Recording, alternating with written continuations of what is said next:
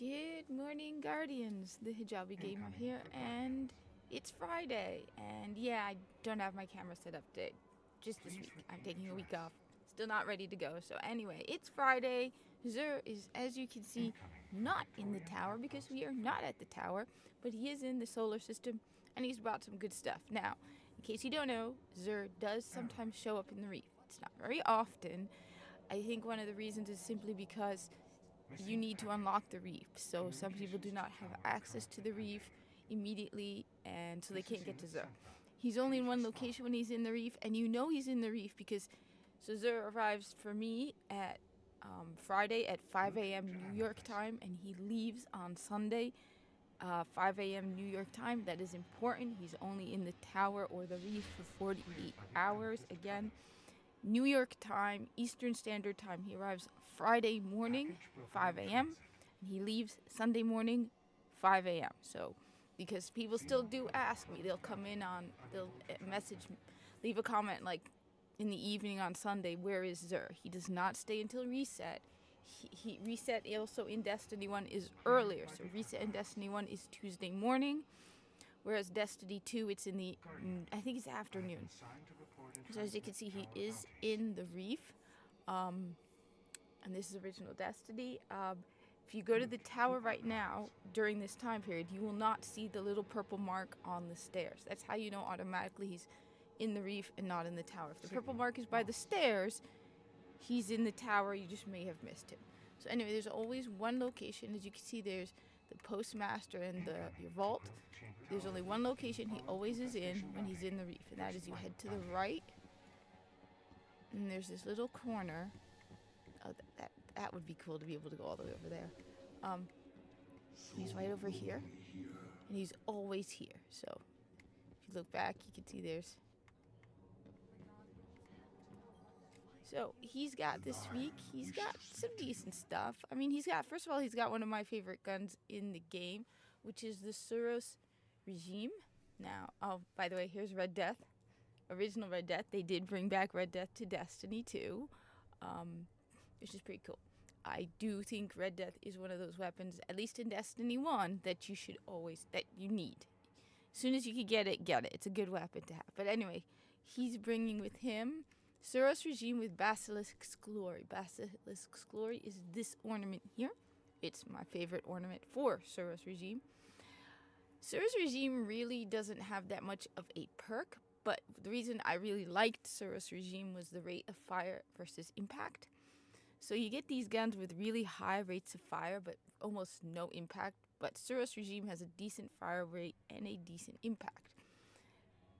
The perk that it does have as an exotic is the bottom half of each magazine deals bonus damage and has a chance to return health on kill. Now, the return health on kill is not as good as Red Death. Red Death basically every kill gets you healing. Suros, it has a chance, so it's not as reliable, but it does make a difference. I have noticed that you do heal a lot faster with Suros Regime. The bottom half of each magazine deals bonus damage is difficult if you are like me and you basically reload at any and every opportunity you can, which is what makes Helldivers 2 extremely difficult for me because I am constantly reloading. It's a problem, all right? But you don't want to end up in that moment fighting that fallen captain and you run out of ammo at that wrong moment. So I'm constantly reloading. I'll admit I got into Suros Regime because, again, the rate of fire versus impact.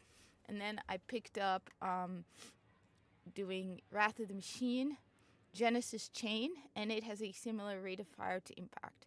So once I picked up Genesis Chain, which is one of the Wrath of the Machine raid's legendary weapons, I still carry Suros Regime sometimes, but I focus more on Genesis Chain because it really doesn't stand out perk-wise. It's not like a great.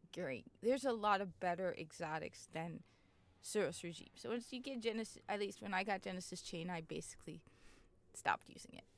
But it's still good to have. It's just, they're better stuff. Anyway, next we have the Hawkmoon and Moonglow. I am not a big fan of Hawkmoon. I've said this before. This is the ornament you get, Moonglow. This is the cooler ornament, so I'll admit that's good. That's a nice ornament. People have told me it's great for PvP. I prefer more guaranteed perks, and to me this one, I've said this before about Hawkmoon, so I like hand cannons, don't get me wrong. Right now I am running Destiny 2, the legendary campaign using Malfeasance, which I think is an underrated hand cannon, but anyway, that aside. Hawkmoon to me, I don't know. So Hawkmoon, I know a lot of people really like Hawkmoon. So the first thing you get is Luck in the Chamber. Luck in the Chamber means one random bullet in the magazine causes considerable bonus damage. So one bullet, one random bullet. You don't even know which bullet it is. Just one random bullet will grant you considerable bonus damage. Okay. Then as you continue to unlock it, you get 2 more. Holding aces. 2 more random bullets in your magazine deal considerable bonus damage. So 3 random bullets, right? Now, the magazine for Hawkmoon is 13. To make the math easier, just to math the math, right? We will drop it down to 12. We'll go by 12. So out of 12 bullets, 3 of them will deal considerable bonus damage. That's 25%. So you have a 25% chance to randomly have a bullet deal considerable bonus damage. Yeah. I'm not, if I'm in Crucible, I don't want a 25% chance that shot I'm about to shoot might do more damage, and I need that damage. I'm more of an Ace of Spades person myself. I like the fact that I am guaranteed every precision kill moves 1 bullet from the reserves to the magazine, so you don't have to reload your Ace of Spades as much. But comment down below if you are a fan of Hawkmoon. I mean, don't get me wrong, it does look ridiculously awesome, but I still prefer Ace of Spades. Plus, as a hunter, as you know, this is Destiny 1, and the Ace of Spades is only for hunters in Destiny 1. Okay, cool. So yeah, Hawkmoon. Yeah, I mean, not a big fan. Anyway, then we have Universal Remote. So Universal Remote is a shotgun, but what makes Universal Remote unique, and one of the reasons why it is such a big deal, you see, a lot of weapons that are in Destiny 1 can only really be a big deal because they are in Destiny 1. Some of the stuff that limitations in Destiny 1 when they are, like, for example, Universal Remote. Universal Remote is a kinetic shotgun. Okay, I think it's one of the only ones in the entire game. It's either the only one or one of only 1 or 2. I could be wrong, but I how many there are, but there cannot possibly be more than like 5 max. And I'm pretty sure this is the only one. So that's what makes it primarily unique. You carry this in your primary slot. Remember, this is Destiny 1, okay? Shotguns are secondary weapons with green ammo. So for you to have a shotgun that does kinetic damage, it's sort of like with Zalo Supercell. Zalo Supercell is a primary weapon that does arc damage. It was rare, so that's the biggest perk about it. Yeah, so this is a shotgun that does kinetic damage. See, this weapon causes kinetic damage. So yes, nice shotgun, primary slot, kinetic damage. It's got crowd control. Okay, cool, nice. I think, yeah. Range and precision damage increases greatly while aiming down the sight. See, nothing very spectacular perk-wise, because, I mean, the big deal for Universal Remote is, again, shotgun that is in the primary slot and does kinetic damage. It's okay. The range is pretty low.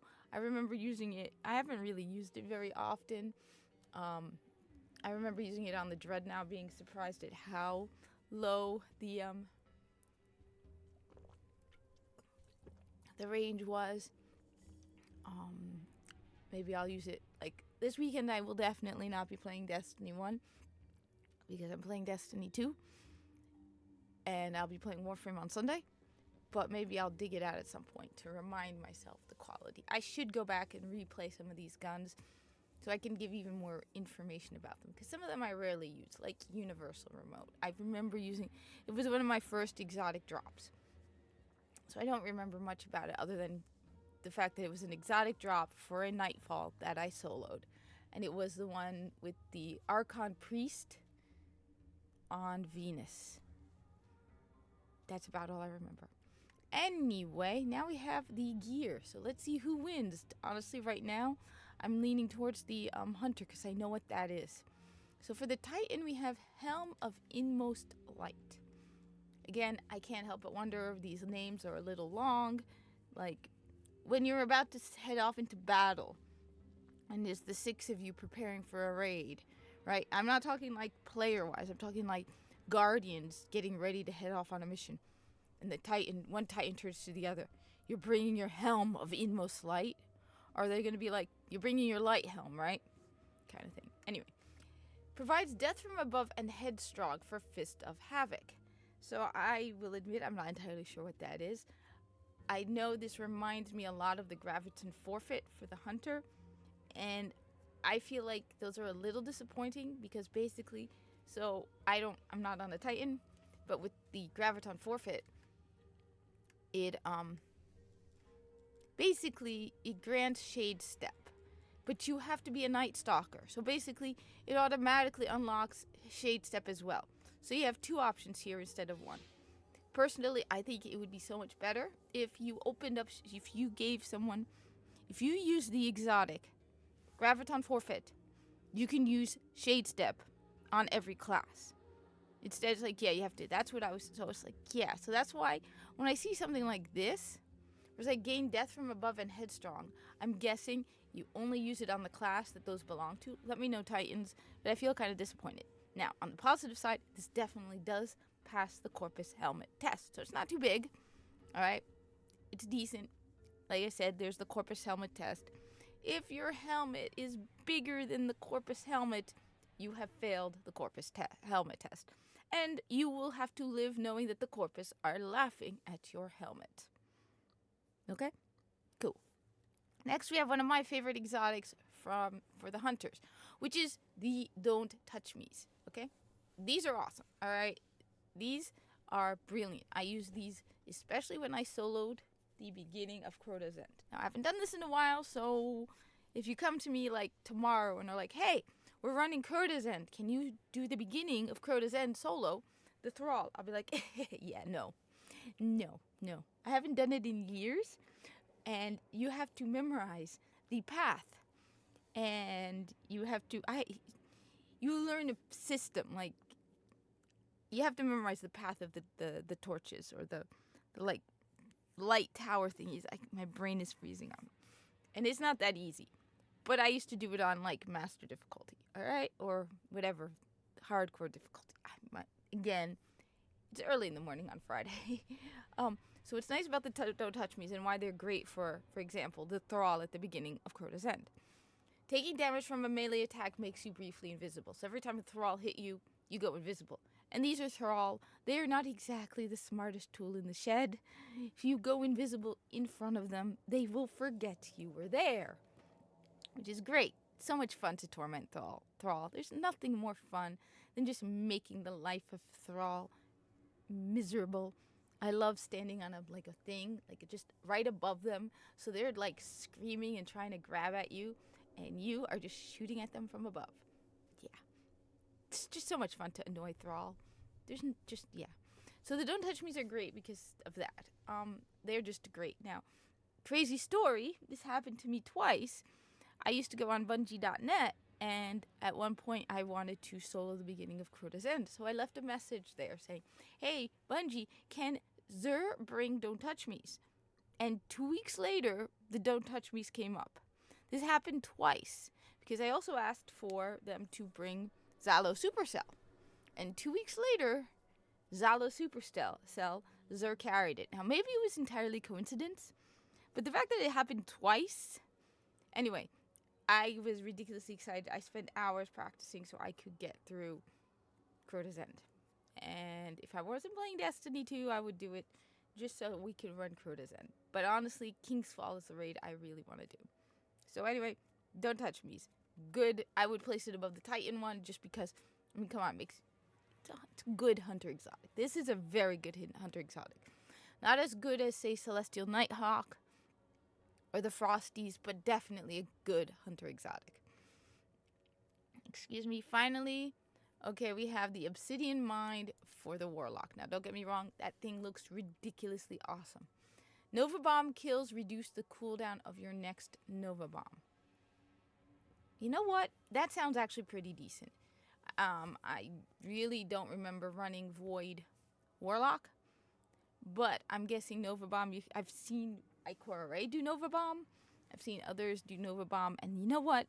You can get multiple kills with it. So I'm guessing this is actually pretty powerful.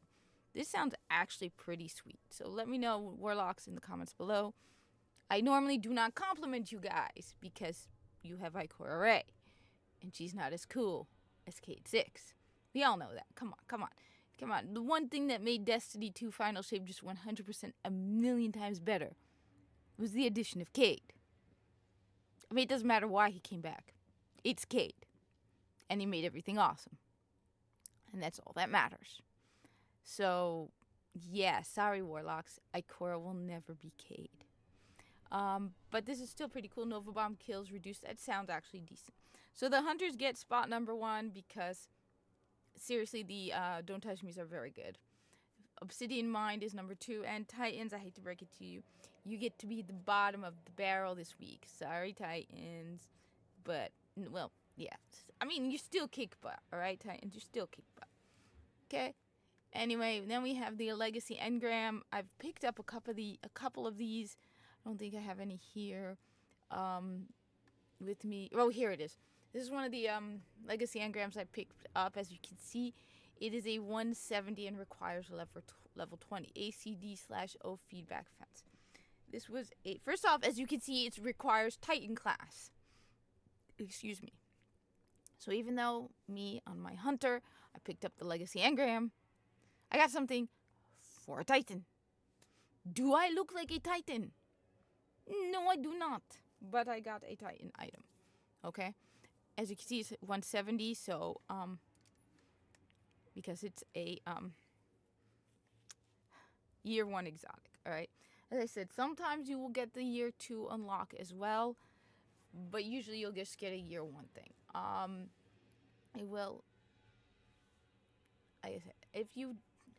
If you have like a gajillion strange coins, go right ahead.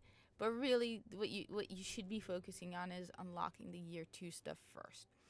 Even if you don't play that class, pick it up because it gets you the blueprint. If not, you can just dismantle it and get an exotic shard. Plus, Grimoire score. Every exotic you pick up gets you Grimoire score. So I try to pick up everything regardless, Titan, Warlock, Hunter, even though I primarily play Hunter. I do have a Titan and a Warlock, so. And then you have the usual other stuff. You've got exotic shards. Remember, this is Destiny 1. You need exotic shards to reclaim the exotic. So let's say you dismantle your Galahorn and you want to reclaim it from the blueprint.